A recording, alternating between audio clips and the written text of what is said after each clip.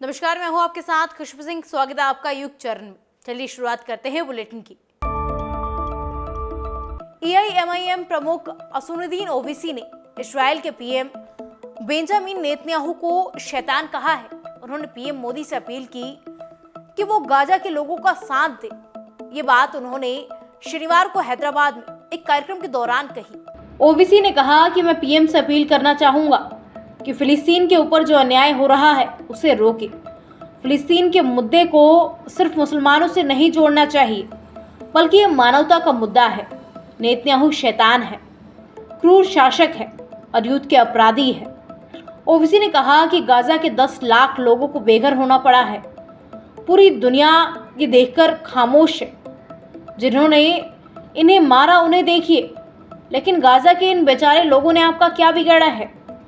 Media एक तरफ reporting कर रहा है, पिछले 70 साल से इजराइल ने गाजा पर कब्जा कर रखा है। आपको एक कब्जा दिखाई नहीं देता, आपको एक जुल्म दिखाई नहीं देता है। ओवैसी ने योगी आदित्यनाथ का नाम लिए बिना उन पर भी टिप्पणी की। उन्होंने कहा कि देश में एक बाबा मुख्यमंत्री है जिन्होंने कहा कि फिलिस्तीन का सपोर्ट करने वाले लोगों के खिलाफ केस दर्ज किया जाना चाहिए।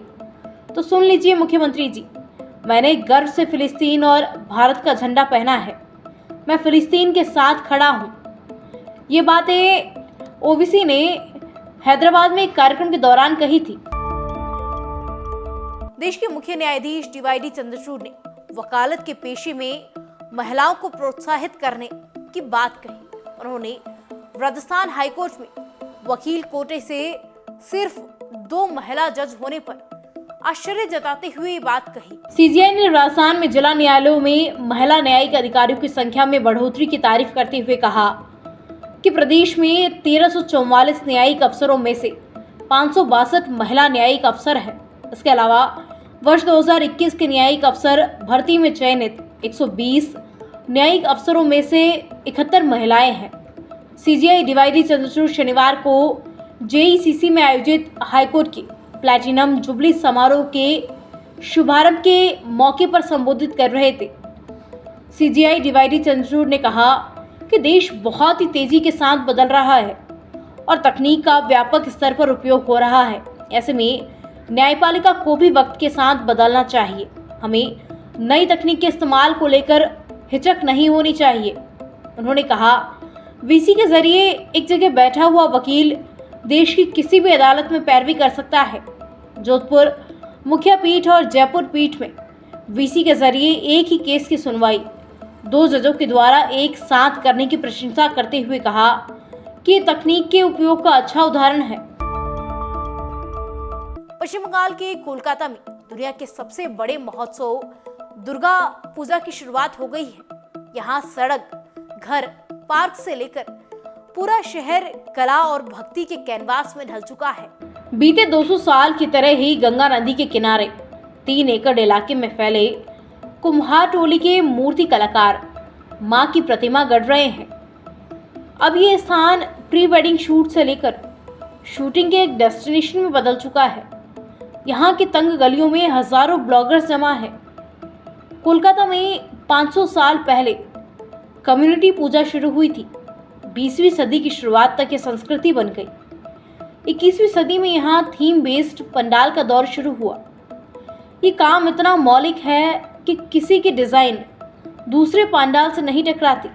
इस बार 2000 पंडाल बने हैं। इनमें 200 से ज़्यादा बड़े हैं, जिन्हें बनाने में 1 करोड़ से अधिक की लागत आई है।